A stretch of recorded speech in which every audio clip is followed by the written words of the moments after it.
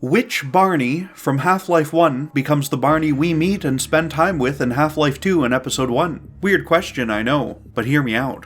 First of all, we should back up a bit. Why does this question even need to be asked? Well, the cast of the original Half-Life was very sparse. Gordon's friends were depicted with 5 separate models, 4 different scientists, and exactly 1 security guard, all copied and pasted across the entire game. None of them were very well defined, none of them had more than a few lines. I wonder if I should... Why do we all have to wear these ridiculous ties? None of them stuck around for longer than a map or two. They're caricatures, abstractions meant to represent a large number of people caught up in the Black Mesa incident, while sticking within the limits of the technology of the time. They were pushing the envelope by having these characters period. You wouldn't find a single friendly NPC to chat with in Quake or Duke 3D. When it came time to make Half-Life 2, Valve had to take these simple cutouts and flesh them out into real characters. The science team became Kleiner, Eli, and eventually Dr. Magnuson, and the security guards became Barney. Hey, Gordon. But in this process, it became accepted that this one specific scientist using the Luther model was Eli Vance. I'm personally not convinced that this is strictly true in Half-Life's loose canon, because it comes from the Raising the Bar book by Prima, and isn't quoted from any specific person at Valve. Prima was also responsible for a lot of the strategy guides at the time, and those are notoriously unreliable when it comes to little lore details. The Orange Box guide says that the Hunters are mutated Striders, which is obviously stupid because they look nothing alike beyond their shared tripedal nature, and series writer Mark Laidlaw said this seemed wrong when he was emailed at the time. But regardless, this little tidbit about Eli has become completely accepted by the fans. They make a pretty big scene out of it in Black Mesa, and while I would argue that it's a bit much there because they also forced Kleiner into it for the nostalgia kick, that mod alone has had a massive impact on the way people view these games, including Valve's own developers. So this has me thinking, if this Luther is Eli, then do we meet other specific characters from Half-Life 2 and Half-Life 1 without even knowing it? Which Glasses is Kleiner? Which Einstein is Magnuson? Which G-Man is G-Man? That last one's a trick question, you see, because G-Man is actually just one guy. But most importantly, which Barney is Barney?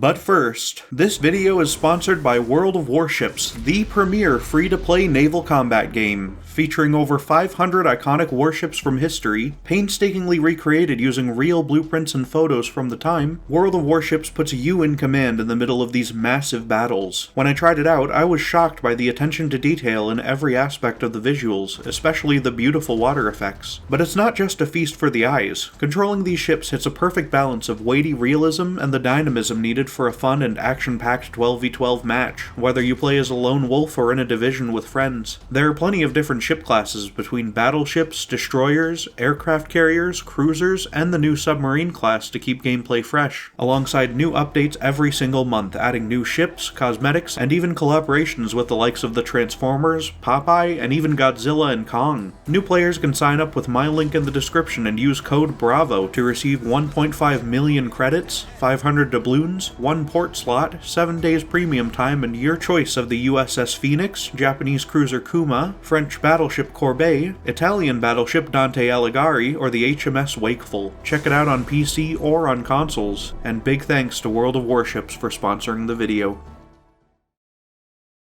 Right off the bat, the obvious answer is this one from the intro, banging on the door, and that's because he's Barney Calhoun, the main character of the Gearbox expansion Blue Shift, where you play as him during the events of Half-Life's first arc. Barney is named Barney Calhoun in the credits of Half-Life 2, so this seems pretty straightforward. Either there are 2 Barney Calhouns out there who worked at Black Mesa, or this is him, right? Well, that's not a very satisfying answer to this very important question. I'd go so far as to call that boring, predictable, obvious, trite, and cringe. But furthermore, Barney is never once referred to as Barney Calhoun in either Blue Shift or Half-Life 2 a single time. In Blue Shift, every character uses his last name. Calhoun, you know you can't go on duty without your sidearm and uniform. And in Half-Life 2, they only use his first.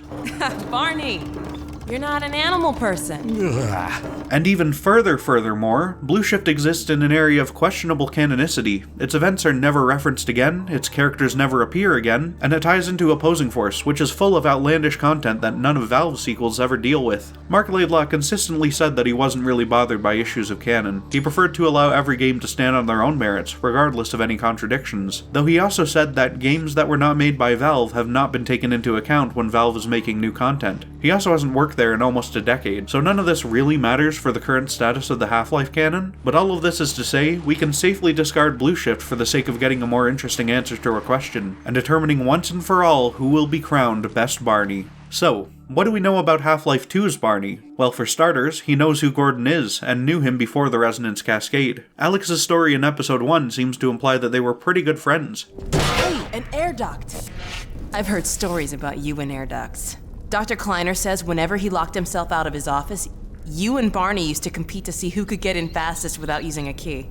He also references That beer I owed you. which comes from a line that the guards in Half-Life 1 only say before the disaster. Hey, catch me later, buy you beer. Which means that exactly 5 guards are ever able to say this line to Gordon in the game. This is actually pretty weird, because after the disaster happens, there are a total of 7 guards in this area, though only 2 of them are alive. I would guess that these new guards all came in through this door from this area that... Actually, what is this part of the facility even for? Might be a good topic for a video. But they probably came from this area, given that we don't see a single guard between this dead one right past the door and this other dead one by the Akira elevator. That would mean that these 2 brave guards heard the commotion during the Resonance Cascade, probably broke through this metal door themselves and charged directly into an incomprehensible danger, putting the lives of the scientists before their own. Half-Life is generally a pretty cynical game when it comes to the role of armed authority figures, but these people are straight up heroes. And I think it's safe to say that neither of these extra guards are the ones who survived, given that both of the ones we still see alive are past this giant pile of rubble.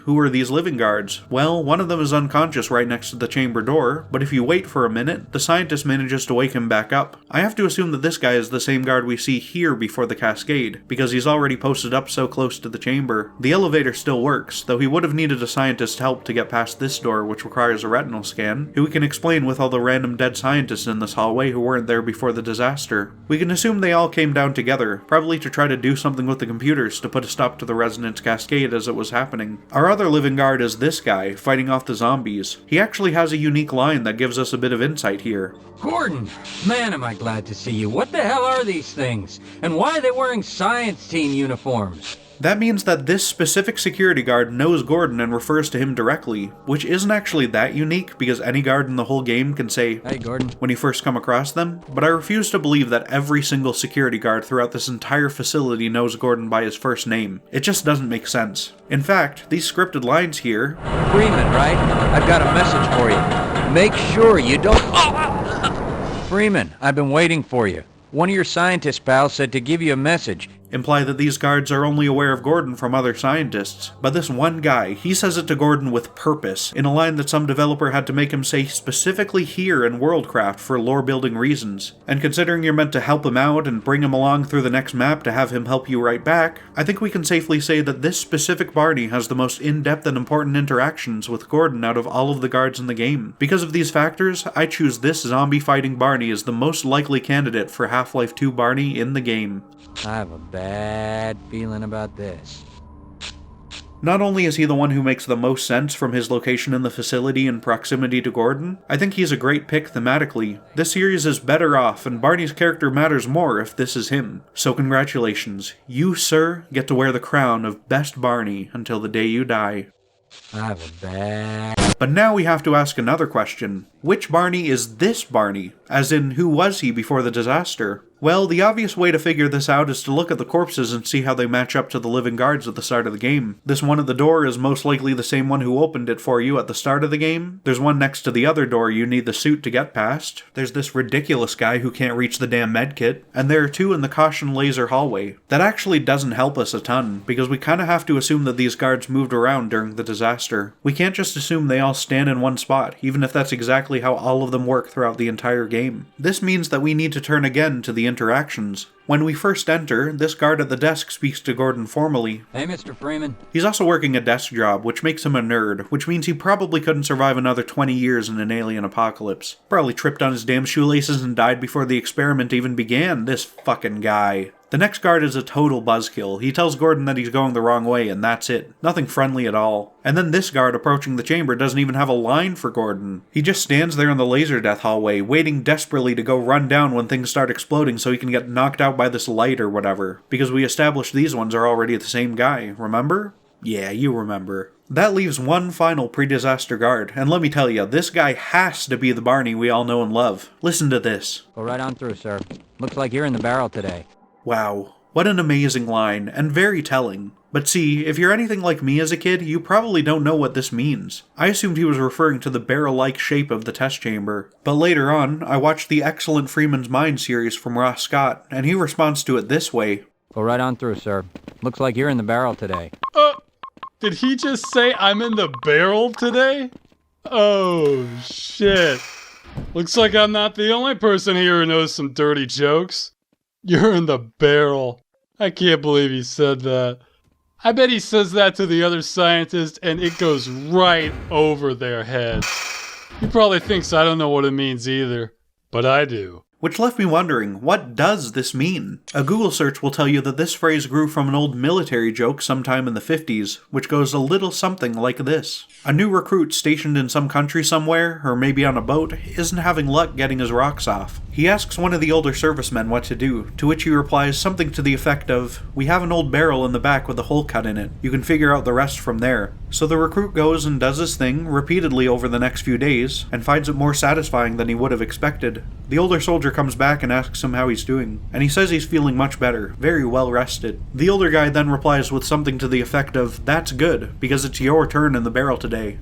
Setting aside what this says about the state of the United States military 70 years ago, this is not the sort of reference you'd expect from a colleague in a professional environment if you didn't already know them. But it is exactly the sort of thing you'd expect to hear from two very close friends who want to slip their little joke by a bunch of old guys who don't know any better. So case closed, this is him. This is the Barney who lives on, the one we understand to be the real Barney from Half-Life 2. So, congratulations yet again, dearest Barnold. Wear your second crown with pride. But all of this makes me wonder, why did we ask which Barney is Barney in the first place? What drives us toward these inane questions about a 25-year-old video game? At the end of the day, what difference does it make in our lives if the real Barney is in Blue Shift, or if he's this random guard we interact with for less than 5 minutes of the game? On most of my playthroughs these days, I kill him on sight and take his gun because that gives me an extra 17 bullets. That's all he's valued at for me, 17 rounds. Why do we become so attached to these characters that we feel the need to understand them more, to dive into their past and invent facts about their lives even before the game they're a major character in? Maybe a lack of personal attachments in our own lives leads us to dive headfirst into fiction to find people we can understand and relate to. Or maybe it's just a symptom of humanity's inherent curiosity, though this can often be manipulated. As long as someone shows up with an authoritative voice and a good enough set of facts, we'll really believe just about anything. This entire video has been nothing but a series of guesses and inferences, strung together with barely a shred of evidence. Like that whole barrel thing. As far as I can tell, everything about the origins of the saying is true, but it's also just a common phrase that people say. Barney probably doesn't even know where it comes from, and I'm sure whoever wrote that line didn't either. If I wanted to, I could just fill all of my videos with unfounded guesses like this and just present them as if they were real, and unless you already know every stupid detail about the topic, you couldn't even tell. And yet, even if I did, what kind of impact would it really have? At the end of the day, all I'm making are short videos about an ancient game franchise, during what may be a very small portion of a brief human life, destined to be wiped from history on a planet doomed to be swallowed by the sun in a universe that will eventually decay into entropy.